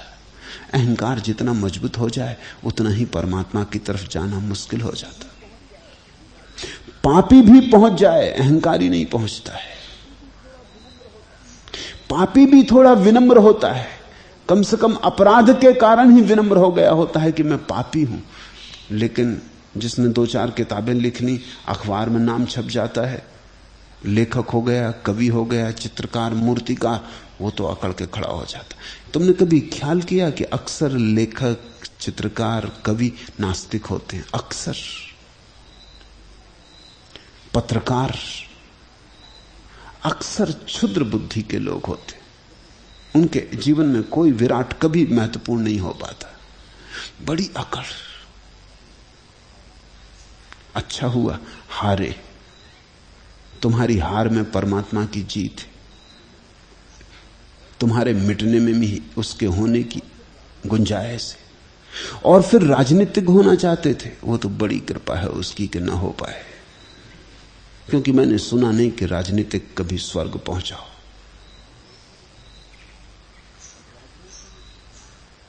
और राजनीति स्वर्ग की तरफ ले भी नहीं जा सकती। राजनीति का पूरा ढांचा नारकीय है। राजनीति की पूरी दांव पेंच, चाल, कपट सब नरक का है। नरक का एक बड़े से बड़ा कष्ट यह है कि वहां तुम्हें सब राजनीतिक इकट्ठे मिल जाएंगे। आग वाग से मत डरना, वो तो सब पुरानी कहानी। आग तो ठीक ही है, आग में तो कुछ हर्जा नहीं है बड़ा, लेकिन सब तरह के राजनीतिक वहां मिल जाएंगे तुम्हें, उनके दांव पैज में सताए जाओगे। नरक का सबसे बड़ा खतरा यह कि सब राजनीतिज्ञ वहां हैं। हालांकि जब भी कोई राजनीतिक मरता हम कहते हैं स्वर्गीय हो गए।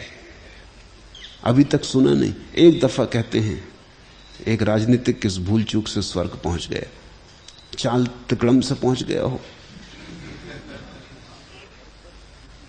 जब वो पहुंचा स्वर्ग पर, उसी वक्त 2 साधु भी मर के पहुंचे थे। साधु बड़े हैरान हुए, उन्हें तो हटा के खड़ा कर दिया गया और राजनीतिक का बड़ा स्वागत हुआ। लाल दरियां बिछाई गई, बैंड बाजे बजे, फूल बरसाए गए। साधुओं के तो हृदय में बड़ी पीड़ा हुई कि तो हद हो गई। यही पापी वहां भी मजा कर रहे थे, जमीन पर भी, यही मजा यहां भी कर रहे हैं। और हम तो कम से कम इस आशा में जिए थे, कम से कम स्वर्ग में तो स्वागत होगा, यहां भी पीछे खड़े कर दिए गए। तो वो जो जीसस ने कहा है कि जो यहां अंतिम है प्रथम होंगे, सब बकवास है। जो यहां प्रथम है वो वहां भी प्रथम रहते हैं, ऐसा मालूम होता। कम से कम यहां तो इसको पीछे कर देना था, हमें आगे ले लेना था। लेकिन चुप रहे, अभी नए नए आए थे, एकदम कुछ बात करनी ठीक भी ना थी। बड़ा देर लगा, स्वागत समारोह, सारंगी और तबले और सब वाद्य बजे और अप्सराएं नाची। खड़े देखते रहे दरवाजे पर, उनको तो भीतर भी किसी ने नहीं बुलाया। जब राजनीतिज्ञ चला गया सारे शोर सपाटे के बाद और फूल पड़े रह गए रास्तों पर, तब उन्हें भी अंदर ले लिया। सोचते थे कि शायद अब हमारा भी स्वागत होगा, लेकिन कोई स्वागत इत्यादि ना हुआ, न बैंड बाजे, न कोई फूल माला लाया। आखिर हद हो गई। पूछा द्वारपाल से कि मामला क्या है, कहीं कुछ भूल चूक तो नहीं हो रही? ऐसा तो नहीं कि स्वागत का इंतजाम हमारे लिए किया था और हो गया उसका। और अगर भूल चूक नहीं हुई है, ऐसा ठीक ही हुआ है, तो जरा रहस्य में समझा दो, ये मामला क्या है। उस द्वारपाल ने कहा परेशान मत हो, साधु तो सदा स्वर्ग आते रहे, राजनीतिक पहली दफा आया इसलिए स्वागत, और फिर कभी आएगा दोबारा इसकी भी कोई संभावना नहीं है। तो किसी भूल चूक से हो गई, बात हो गई, राजनीति से बच गए, ये तो शुभ हुआ, ये तो महाशुभ हुआ। इन सब से बच गए क्योंकि हार गए। हार सौभाग्य, उसे वरदान समझना। हारे को हरिनाम, वो जो हारा उसी के जीवन में हरिनाम का अर्थ प्रकट होता है। जीता तो अकड़ जाता है। तो ये प्रभु की कृपा, सौभाग्य कि हार गए, और शायद उसी हार के कारण यहां मेरे पास आ गए हो। अब पूछते हो कि आपके पास आ गया, कुछ आश्वस्त हुआ मालूम पड़ता हूं, और अब जानना चाहता हूं कि मेरी निजी गति और गंतव्य क्या है। अब यहां आ गए तो अब ये निजपन भी छोड़ दो। निजपन के छोड़ते ही तुम्हारे गंतव्य का आविर्भाव हो जाएगा। ये मैपन छोड़ दो। इस मैपन में अभी भी थोड़ी सी धूमिल रेखा पुराने संस्कारों की रह गई। वो जो राजनीतिक होना चाहता था, वो जो लेखक पत्रकार प्रसिद्ध होना चाहता था, वो जो सुखी संपन्न ग्रस्त होना चाहता था, उसकी थोड़ी सी रेखा, थोड़ी सी कालिक रह गई। इस निजपन को भी छोड़ दो, इसको भी हटा दो। ये सब हार गया अब तक जो तुमने किया, लेकिन अभी भीतर थोड़ा सा रस अस्मिता का बचा है, मैं का बचा है, वो भी जाने दो। उसके जाते ही प्रकाश हो जाएगा,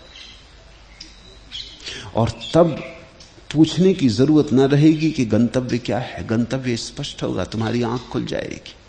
गंतव्य कहीं बाहर थोड़ी, गंतव्य कहीं जाने से थोड़ी। कल सुना नहीं, अष्टावक्र कहते हैं आत्मा न तो जाता न आता, गंता नहीं है आत्मा, तो गंतव्य कैसा? आत्मा वही है जहां होना चाहिए। तुम ठीक उसी जगह बैठे हो जहां तुम्हारा खजाना गड़ा है, तुम्हारे स्वभाव में तुम्हारा साम्राज्य। बस ये थोड़ी सी जो रेखा रह गई वो भी स्वाभाविक है। इतने दिन तक उपद्रव में रहे तो उपद्रव थोड़ी बहुत छाप तो छोड़ ही जाता है। उस छाप को भी पोंछ डालो। अब यहां तो भूल ही जाओ अतीत को। ये अतीत की याददाश्त भी जाने दो, जो नहीं हुआ नहीं हुआ। अब तो समग्र भाव से यहां हो तो बस यहीं के हो रहो, न आगा न पीछा। यही क्षण सब कुछ हो जाए तो इसी क्षण में परम शांति प्रकट होगी। उस शांति में सब प्रकट हो जाएगा, सब स्पष्ट हो जाएगा।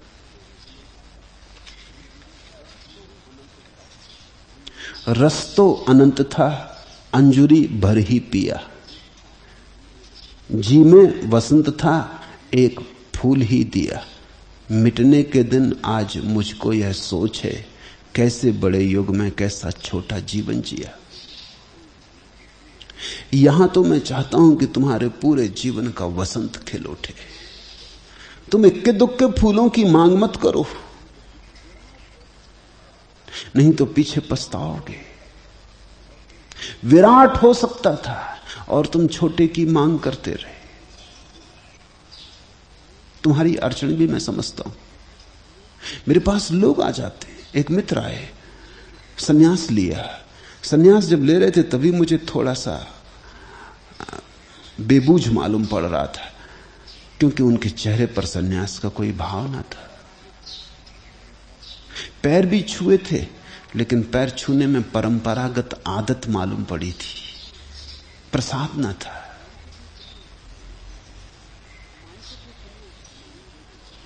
मांगते थे सन्यास तो मैंने दे दिया। सन्यास लेते ही उन्होंने क्या कहा?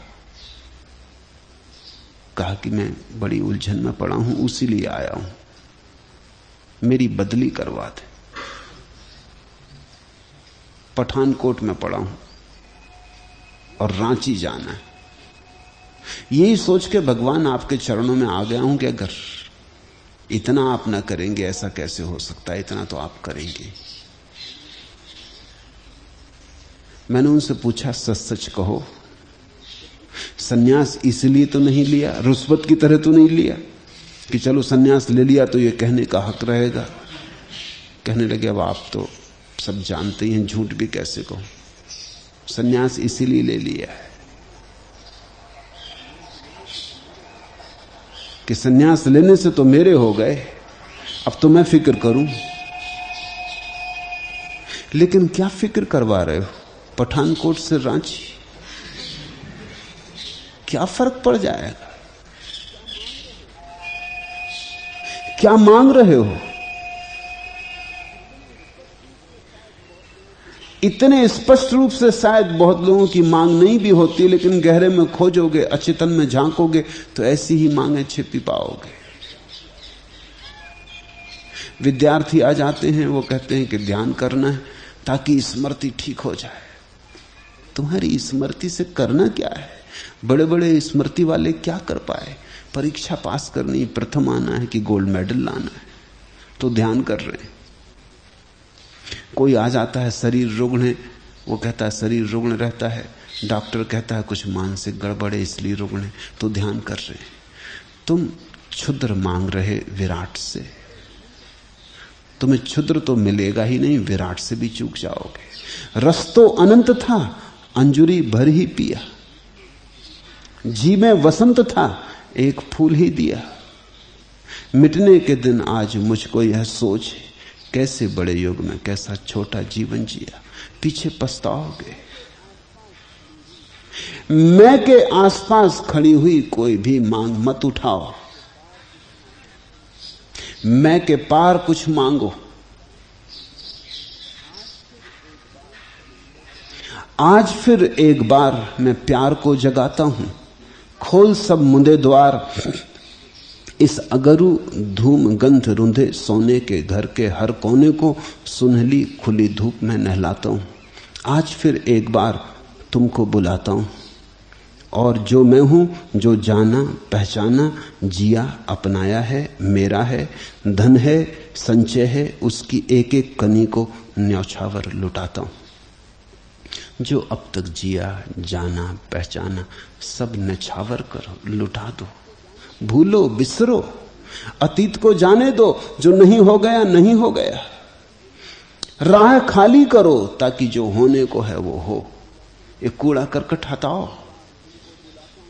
आज फिर एक बार तुमको बुलाता हूं, और जो मैं हूं, जो जाना पहचाना जिया अपनाया है, मेरा है, धन है, संचय है, उसकी एक एक कनी को न्यौछावर लुटाता हूं।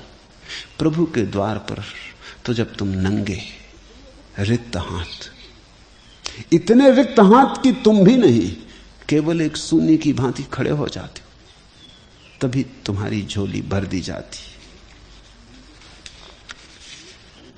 मंदिर तुम्हारा है, देवता है किसके? प्रणति तुम्हारी है, फूल झरे किसके? नहीं नहीं, मैं झरा, मैं झुका, मैं ही तो मंदिर हूं, ओ देवता तुम्हारा। वहां भीतर पीठिका पर टिके प्रसाद से भरे तुम्हारे हाथ, और मैं यहां दहरी के बाहर ही सारा रीत गया। जिस दिन तुम दहरी के बाहर ही सारे रीत जाओगे, उस दिन प्रभु के प्रसाद भरे हाथ बस तुम्हारी झोली में ही उंडल जाते। वहां भीतर प्रसाद से भरे तुम्हारे हाथ, और मैं यहां दहरी के बाहर ही सारा रीत गया। रीतो यदि भरना चाहो, मिटो अगर होना चाहो, शून्य को ही पुण्य का आतिथ्य मिलता है।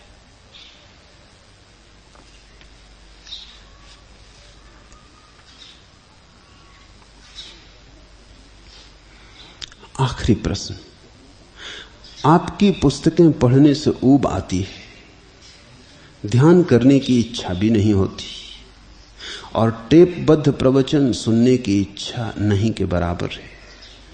आपके प्रवचन में भी मुझे पता चल जाता है कि आप ऐसा ही कहेंगे, फिर भी रूपांतरण नहीं हुआ है, तो फिर पढ़ने सुनने और ध्यान करने में ऊब क्यों अनुभव होती है?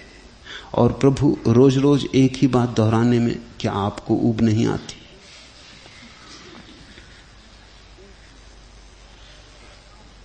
ऊब को समझना चाहिए। ऊब क्या है?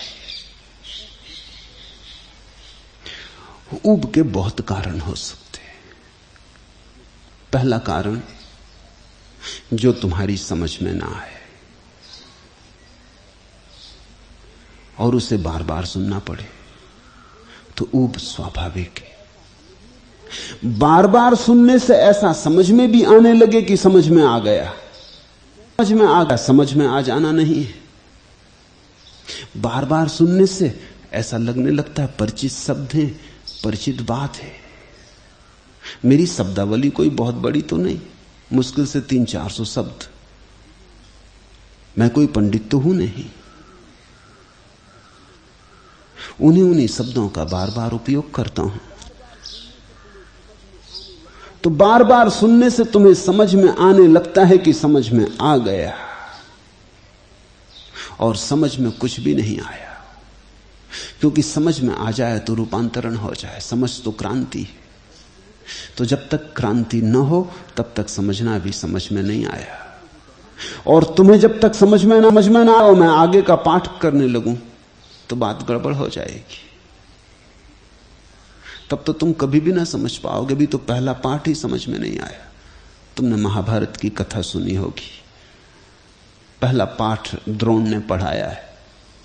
अर्जुन पढ़ के आ गया, दुर्योधन पढ़ के आ गया, सब विद्यार्थी पढ़ के आ गए। युधिष्ठिर ने कहा कि अभी मैं नहीं तैयार कर पाया, कल करूंगा। कल भी बीत गया, परसों भी बीत गया, दिन पे दिन बीतने लगे। द्रोण तो बहुत हैरान हुए, क्योंकि सोचा था युधिष्ठिर सबसे प्रतिभाशाली होगा। शांत था, सौम्य था, विनम्र था। सब विद्यार्थी आगे बढ़ने लगे, पे अटका। ये तो बड़ी गड़बड़ हो गई। एक सप्ताह बीतते बीतते तो गुरु का धैर्य भी टूट गया और उन्होंने पूछा कि मामला क्या है, पहले पाठ में ऐसी अड़चन क्या है। युधिष्ठिर ने कहा, जैसा और करके आए हैं अगर वैसा ही मुझसे भी करने को कहते हो तो कोई अड़चन नहीं है। पहला पाठ था, उसमें वचन था सत्य बोलो। सब याद करके आ गए कि पहला पाठ सत्य बोलो। युधिष्ठिर ने कहा, लेकिन तब से मैं सत्य बोलने की कोशिश कर रहा हूं, अभी तक सध नहीं पाया, अभी झूठ हो जाता। तो जब तक सत्य बोलना ना आ जाए दूसरे पाठ पर हटना कैसे। मैं सोच ली इसके लिए। सब बच्चे याद करके आ गए थे, सत्य बोलो, जैसा तोता याद कर लेता है। तोते को याद करवा दो सत्य बोलो तो दोहराने लगेगा। लेकिन सत्य बोलो ये दोहराने से सत्य बोलना थोड़ी शुरू होता है। उससे तो मतलब ही ना था किसी को। किसी ने पाठ को उस गहराई से तो लिया ही ना था। युधिष्ठिर ने कहा कि प्रभु, अगर पूरे जीवन में ये एक पाठ भी आ जाएगा तो धन्य हो गया। अब दूसरे पाठ तक जाने की जरूरत भी क्या है। सत्य बोलो, बात हो गई। अब तो मुझे इस पहले पाठ में रम जाने दें, रस मग्न हो जाने दें। तुम सुनते हो वही शब्द, वही सत्य की ओर इशारे। युधिष्ठिर बनो। समझ में तभी मानना जब जीवन में आ जाए, और जब तक तुम्हारे जीवन में ना आ जाए, अगर मैं दूसरे पाठों पर बढ़ जाऊं तो तुमसे मेरा संबंध छूट जाएगा।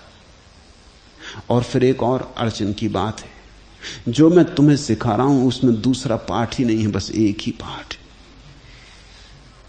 इस पुस्तक में कुल एक ही पाठ है। तुम मुझसे जिस ढंग से चाहो कहलवा लो, कभी अष्टावक्र के बहाने, कभी महावीर के, कभी बुद्ध के, कभी पतंजलि के, कबीर के, मोहम्मद के, ईसा के, तुम जिस ढंग से मुझसे चाहो कहलवा लो। मैं तुमसे वही कहूंगा, पाठ एक है, आ रहा हूं वही एक है। तुम चाहो किसी भी उंगली से कहो, मैं जो बताऊंगा वो चांद एक है। उंगलियां 5 हैं मेरे पास, 10 हैं। कभी इस हाथ से बता दूंगा, कभी इस हाथ से बता दूंगा, कभी एक उंगली से, कभी दूसरी उंगली से, कभी मुट्ठी बांध के बता दूंगा, लेकिन चांद तो एक है। उस चांद की तरफ ले जाने की बात भी अनेक नहीं हो सकती। तो जो समझ से भरे हैं, जो थोड़े समझ पूर्वक जी रहे हैं, वो तो आह्लादित होंगे कि मैं वही बात बहुत बहुत रूपों में उनसे कहे जा रहा हूं। तो एक ही नहीं है। लेकिन जो केवल बुद्धि से सुनेंगे और सुन के समझ लेंगे, समझ में आ गया क्योंकि सुन तो लिए शब्द, जान तो लिए शब्द, उनकी अड़चन होगी, वो ऊबने लगेंगे। तो एक तो ऊब इसलिए पैदा हो जाती, दूसरी ऊब का कारण और भी है। जब तुम मेरी पास पहली दफा सुनने आते हो तो अक्सर जो मैं कह रहा हूं उसमें तुम्हारी उत्सुकता कम होती, जिस ढंग से कह रहा हूं उसमें ज्यादा होती। लोग बाहर जाकर कहते खूब कहा, क्या कहा उससे मतलब नहीं है, कहने के ढंग से मतलब है। अब ढंग तो मेरा मेरा ही होगा, रोज रोज तुमसे स्वाभाविक है। अगर तुम्हारा शैली में रस था तो आज नहीं कल ऊब पैदा हो जाएगी। फिर बहुत लोग हैं जो सिर्फ केवल मैं जो कभी छोटी मोटी कहानियां बीच में कह देता हूं उन्हीं को सुनने आते। मेरे पास पत्र लिख के भेज देते हैं कि आपने 2-3 दिन से मुल्ला नसरुद्दीन को याद नहीं किया। मैं महावीर पे बोल रहा हूं, वो मुल्ला नसरुद्दीन को सुन रहे हैं। मैं मोहम्मद पे बोल रहा हूं, वो मुल्ला नसरुद्दीन को सुन रहे हैं। मैं मूसा पे बोल रहा हूं, वो मुल्ला नसरुद्दीन को सुन रहे हैं। मैं मनु पे बोल रहा हूं, वो मुल्ला नसरुद्दीन को सुन रहे हैं। ये तो ऐसे हुआ कि मैंने भोजन तुम्हारे लिए सजाया और तुम पुष्टि ना मिलेगी। ठीक था, रोटी के लगा के खा लेते, इसलिए चटनी रखी थी कि रोटी तुम्हारे गले के नीचे उतर जाए। चटनी तो बहाना थी, रोटी को गले के नीचे ले जाना था। बिना चटनी के चली जाती तो अच्छा, नहीं जाती तो चटनी का उपयोग कर लेते। तुम रोटी भूल ही गए, तुम चटनी ही चटनी मांगने लगे। तो धीरे धीरे ऐसा आदमी भी ऊब जाएगा, क्योंकि वो देखेगा ये आदमी तो रोटी खिलाने पे जोर दे रहा है। तुम चटनी के लिए आए, मेरा जोर रोटी पे है। चटनी का उपयोग भी करता हूं तो सिर्फ रोटी कैसे तुम्हारे गले के भीतर उतर जाए। तुम्हारे आने के कारण तुम जानो, मेरा काम मैं जानता हूं कि तुम्हारे गले का आयोजन सत्य को उतारने का। अगर तुम रूखा सूखा उतारने को राजी हो, सुविधा सरलता से हो जाएगा। अन्यथा पकवान बनाएंगे, बहाना खोजेंगे, लेकिन डालेंगे तो वही जो डालना है। तो उससे भी ऊब पैदा हो जाती। फिर जिसने पूछा है, समाधि ने पूछा है। एक वक्त था मैं सारे देश में घूम रहा था, मेरे बोलने का ढंग दूसरा था, भीड़ से बोल रहा था। भीड़ मेरे साथ किस तरंग में बंधी हुई नहीं थी, 1000 तरह के लोग थे। तल लोगों का स्वभाव था, लोगों का तल था। भीड़ से बोलना हो तो भीड़ की तरह बोलना होता, उनके तल की थी। लेकिन मैं किसी और प्रयोजन से घूम रहा था, उनके मनोरंजन के लिए नहीं घूम रहा था। मैं तो इस प्रयोजन से घूम रहा था कि कुछ लोगों को इनमें से चुन लूंगा, खोज लूंगा, द्वार द्वार दस्तक दे आऊंगा। फिर जो सच में ही यात्रा पर राजी है वो मेरे पास आएगा। तब मैं तुम्हारे पास आया था, अब मैं तुम्हारे पास नहीं आता, अब तुम्हें मेरे पास आना है। समाधि उन्हीं दिनों में मुझमें उत्सुक हुई थी। उन दिनों जो लोग मुझ में उत्सुक हुए थे उनमें से बहुत से लोग चले गए, जाएंगे ही, क्योंकि उनकी उत्सुकता का कारण समाप्त हो गया। तब मैं जो बोल रहा था वो सनसनीखेज था। जब जो मैं बोल रहा था वो कुतूहल जिनको था उनके लिए भी ठीक था। आज तो उनके लिए बोल रहा हूं जो जिज्ञासा से भरे हैं, और वस्तुतः उनके लिए बोल रहा हूं जो मुमुक्षा से भरे हैं। तो फर्क पड़ गया है। तो उन दिनों जो लोग मेरे पास आए थे उनमें से 99% लोग चले गए। मैं जानता ही था कि वो चले जाएंगे, उनके लिए मैं बोला भी न था। वो तो 1% जो बच गए, उन्हीं के कारण मुझे 99% से भी बोलना पड़ा था। उन एक को मैंने चुन लिया है। अब यहां भीड़ से बात नहीं हो रही। अब मैं तुम्हारी तरफ बहुत ध्यान देकर नहीं बोलता हूं। अब इसकी फिक्र नहीं करता हूं कि तुम्हें रुचेगा नहीं रुचेगा। तुम्हें जिन लोगों को रुचि करना लगता हो, ऊब आती हो, वो हटे, वो विदा हो जाएं। क्योंकि मैं तो धीरे धीरे और गहरा होता जाऊंगा। जल्दी ही ऐसी घड़ी आएगी यहां बहुत थोड़े से पक्षी रह जाएंगे। और जब वे थोड़े से पक्षी रह जाएंगे तो मुझे जो ठीक ठीक कहना है वही उनसे कह सकूंगा। देखा, प्राइमरी स्कूल में तो हजारों लाखों विद्यार्थी भर्ती होते, मिडिल स्कूल में छट जाते, हाई स्कूल में और छट जाते, कॉलेज में आके और छट जाते, विश्वविद्यालय में और छट जाते, छटते जाते हुई हैं। इसमें कई तरह की झंझटें भी हो गई। कुछ प्राइमरी स्कूल के विद्यार्थी भी अटके रह गए, लगाव बन गया उनका मुझसे, रुक गए, जा ना सके। कुछ मिडिल स्कूल के विद्यार्थी भी रह गए, उनका लगाव बन गया, वो ना जा सके। अब उनकी बड़ी अड़चन है, अब उनकी बड़ी फांसी लगी है। अब वो जा नहीं सकते क्योंकि मुझसे लगाव बन गया, और अब उनकी समझ में भी नहीं आता कि क्या हो रहा है, ये क्या कहा जा रहा है, ये उनसे बहुत पार पड़ रहा है। जिसको भी ऊब आती हो, या तो अपने को बदलो या मुझे छोड़ो, दो ही उपाय हैं। मैं बदलने को, लेकिन ऊब ध्यान का एक प्रयोग है। बचकानी आदत है कि सदा नया खिलौना चाहिए, नई चीज चाहिए, नई पत्नी चाहिए, नया मकान चाहिए। बचकानी आदत है, ये बचपना है, प्रौढ़ता नहीं है। सदियों से सदगुरु ने प्रयोग किया है ऊब का। ज़ेन आश्रम में जापान में सारी व्यवस्था बोर्डम की है, ऊब की है। 3 बजे रात उठाना पड़ेगा नियम से, घड़ी के कांटे की तरह। स्नान करना होगा, बंधा हुआ मिनट मिले हुए हैं। आसन, साधुओं के सिर घोंट देते हैं ताकि उनके चेहरों में ज्यादा भेद ना रह जाए। घुटे सिर करीब करीब एक से मालूम होने लगते हैं। ख्याल किया तुमने? अधिकतर चेहरे का फर्क बालों से है। सिर घोंट डालो सबके, तुम्हें अपने मित्र भी पहचानने मुश्किल हो जाएंगे। जैसे मिलिट्री में चले जाओ तो एक सी वर्दी, ऐसी एक सी वर्दी साधुओं के देखते, मैंने गेरुआ पहना दिया है, उससे व्यक्तित्व क्षीण होता। तो बौद्ध भिक्षु एक सा वस्त्र पहनता, सिर घुटे होते, एक से कृत्य करता, एक सी चाल चलता, वही रोज। फिर ध्यान चल के करना है, फिर बैठ के कर, फिर रात, फिर ठीक समय पे सो जाना है, वही भोजन रोज।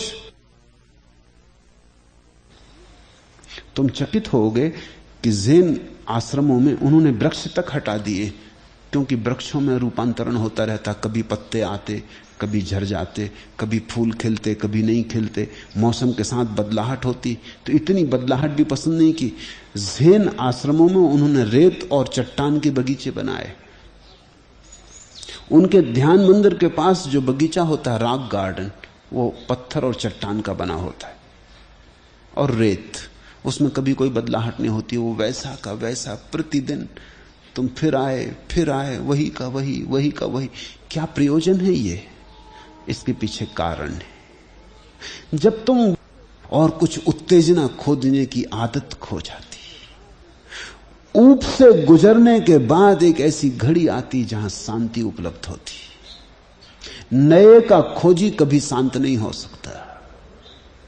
नया का खोजी तो हमेशा झंझट में रहेगा, क्योंकि हर चीज से ऊब पैदा हो जाएगी। तुम देखते नहीं, एक मकान में रह लिए, जब तक नया था 2-4 दिन ठीक, फिर पंचायत शुरू, फिर ये कि कोई दूसरा मकान बना लें कि दूसरा खरीद लें। एक कपड़ा पहन लिया, अब फिर दूसरा बना लें। स्त्रियां देखते हो, साड़ियों पे साड़ियां रखे रहती, घंटों लग जाते हैं उन्हें, पति हार्न बजा रहा है नीचे। नए बदलाहट का, जो साड़ी एक दफे पहन ली फिर रस नहीं आता। वो तो दिखा चुकी उस साड़ी में अपने रूप को, अब दूसरा रूप चाहिए। बाल के ढंग बदलो, बाल की शैली बदलो, नए आभूषण पहनो, कुछ नया करो। यही तो बचकाना आदमी है। यही आग्रह लेकर अगर तुम यहां भी आ गए कि मैं तुमसे रोज नई बात कहूं, तो तुम गलत जगह आ गए। मैं तो वही कहूंगा, मेरा स्वर तो एक है, सुनते सुनते धीरे धीरे तुम्हारे मन की ये चंचलता नया हो खो जाएगी। कहने को इतना क्या हो सकता है। करीब 3 साल से निरंतर रोज बोल रहा हूं और 30 साल भी ऐसे ही बोलता रहूंगा अगर बचा रहा तो कहने को नया क्या हो सकता है। 300 साल भी बोलता रह सकता हूं, इससे कुछ अंतर ही नहीं पड़ता। ये तो ध्यान का एक प्रयोग है और जो यहां बैठ के मुझे सच में समझे हैं वो अब इसकी फिक्र नहीं करते कि मेरे शब्द क्या हैं, मैं क्या कह रहा हूं। अब तो उनके लिए यहां बैठना एक ध्यान की वर्षा है।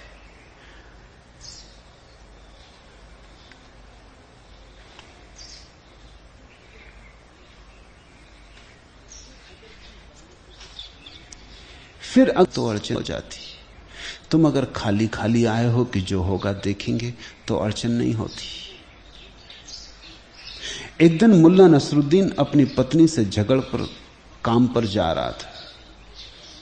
गुस्से में था, गुस्से से भरा था कि रास्ते में किसी ने पूछा, बड़े मियां आपकी घड़ी में समय क्या है? वो बोला, तुमको इससे क्या मतलब?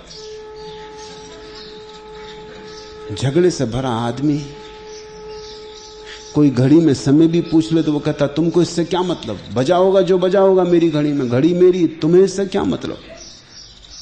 एक धुआं है उसकी आंख पर, उससे ही चीजों को देखने की वृत्ति हो। कुछ ऐसा आश्वासन दिया नहीं। तुम अगर खाली खाली आ गए हो कि मेरे पास बैठने मिलेगा, घड़ी भर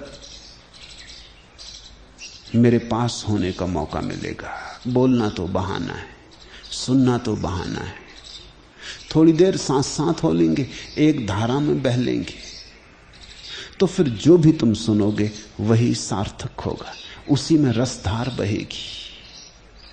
तो तुम्हारे सुनने पर निर्भर करता है। और ये बात तो समाधि को भी समझ में आती कि रूपांतरण नहीं हुआ है तो फिर पढ़ने सुनने और ध्यान करने में ऊब क्यों अनुभव होती? शायद वो चाहे पूरी नहीं हो रही। किसी को धन चाहिए, धन नहीं मिल रहा है, सोचता है चलो धर्म में ध्यान लगा दें, मगर भीतर तो चाहे धन की। किसी को प्रेम चाहिए, प्रेम नहीं मिल रहा है, सोचता है चलो किसी तरह अपने को धर्म में उलझा लें, ध्यान में लगा लें, लेकिन भीतर तो प्रेम की खटक बनी है। तो अपने भीतर खोजो। रूपांतरण जिसको चाहिए उसका होकर रहेगा, लेकिन तुम्हें चाहिए ही ना हो, तुम कुछ और चाहते हो और ये रूपांतरण की बात केवल ऊपर ऊपर से लपेट ली हो, ये केवल आभूषण मात्र हो, ये केवल बहाना हो, कुछ छिपाले से आने वाले यात्रियों को नहीं जचती। उसके पहले मैं हसीद फकीरों पर बोल रहा था, तो हसीद फकीर तो ऐसी बात कहते हैं जो पश्चिम के यात्री को जच सकती। हसीद फकीर तो कहते हैं परमात्मा का है ये संसार, सब राग रंग उसका, पत्नी बच्चे भी ठीक, भोग भी ठीक, भोग में ही प्रार्थना को जगाना है, भोग भी प्रार्थना का ही एक ढंग है। तो जम रहा था, फिर बुद्ध के वचन आए और बुद्ध के वचनों में बुद्ध ने ऐसी बातें कही कि स्त्री क्या है, हड्डी मांस मज्जा का ढेर, चमड़े का एक बैग, तो लिख के जा कि मैं छोड़ के जा रही हूं, ये भी क्या बात है? मैं तो यहां इसलिए आई थी कि मेरा प्रेम कैसे गहरा हो, और यहां तो विराग की बातें हो रही। अब अगर तुम प्रेम गहरा करने आए तो निश्चित बुद्ध की बात बड़ी घबराहट की लगेगी। वो स्त्री तो नाराजगी में छोड़ के चली भी गई, वो तो पत्र लिख गई कि ये बात मैं सुनने आई नहीं हूं, ना मैं सुनना चाहती हूं। शरीर तो सुंदर है और ये कहते हैं कूड़ा करकट गंदगी भरी। बुद्ध के वचन सुनने हो और अगर तुम प्रेम की खोज में आए हो तो बड़ी मुश्किल हो जाएगी। समाधि ने अभी संसार युवक है, अभी काम वासना का दुख भी नहीं भोगा, तो छुटकारा कैसे होगा? और काम वासना में जाने की हिम्मत भी नहीं है, क्योंकि वो कहते हैं उत्तरदायित्व तो हो जाएगा, शादी कर ली, बच्चे हो जाएंगे, फिर सन्यास का क्या होगा, फिर निकल पाएंगे कि नहीं निकल पाएंगे। झंझट से डरे भी हैं, और झंझट है ऐसा अभी स्वयं का अनुभव भी नहीं है। तो मैं तो उनसे कहता हूं तुम झंझट उठा लो, धर्म इतना सस्ता नहीं है, धर्म तो जीवन के अनुभव से ही आता है। तो तुम अगर कुछ सुनने आए हो, तुम्हारी कुछ मान्यता है, कुछ धारणा है, भीतर कोई रस है, उससे मेल ना खाएगी बात, तो तुम उबोगे, परेशान होगे, तुम्हें लगेगा व्यर्थ, तो गिरने वाला है। अगर नहीं गिरता है तो कच्चा है, और अभी गिरने का समय नहीं आया है, पको, जल्दी है भी नहीं। मत सुनो मेरी बात, जहां से ऊब आती हो सुनना ही क्यों, जाना क्यों, छोड़ो, जहां रस आता हो वहां जाओ।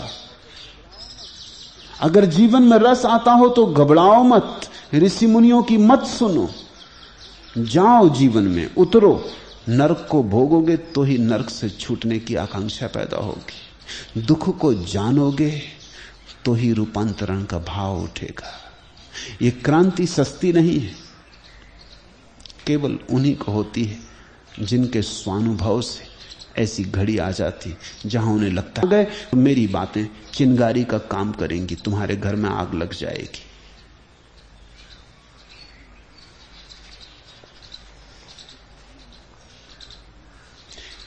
एक आदमी मर गया, स्वर्ग पहुंचा, परमात्मा ने उससे पूछा नीचे की दुनिया में क्या क्या किया। उसने कहा मैं साधु पुरुष था, मैंने कुछ किया नहीं। परमात्मा ने पूछा शराब पी? उसने कहा आप भी कैसी बातें कर रहे हैं, सदा दूर रहा। स्त्रियों से संबंध बनाए? उसने कहा मैं ये सोच भी नहीं सकता कि परमात्मा और ऐसे प्रश्न पूछेगा। अरे रामायण का कोई प्रश्न पूछो कि गीता का जो मैं कंठस्थ करता रहा, ये भी क्या बात।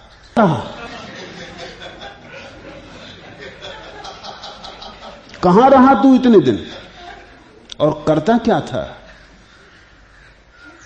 और अगर ये कुछ भी नहीं किया तो तेरी साधुता का कितना मूल्य होगा। तेरी साधुता एक तरह की कायरता।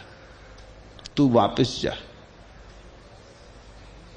साधुता तो फल है बड़े विकास का।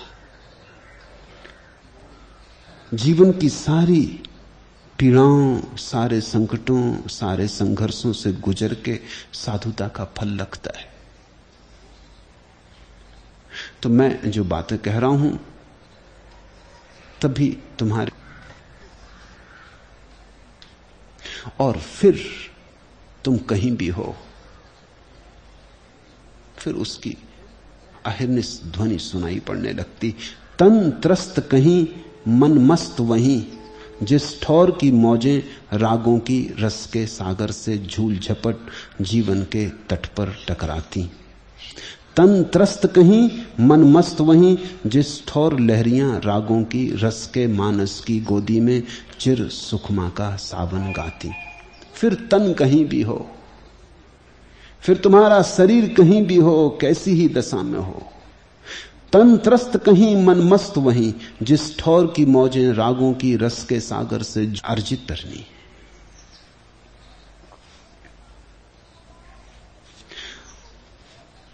यहां दूसरा वर्ग भी है सुनने वाले का, जो पक के आया है। उसकी बात कुछ और हो जाती। एक मित्र ने लिखा है, तेरे मिलन में एक नशा है गुलाबी, उसी को पीकर के चूर हूं मैं, अब खो गया हूं होश में, बेहोश होने का गरूर है मुझे। एक दूसरे मित्र ने लिखा है,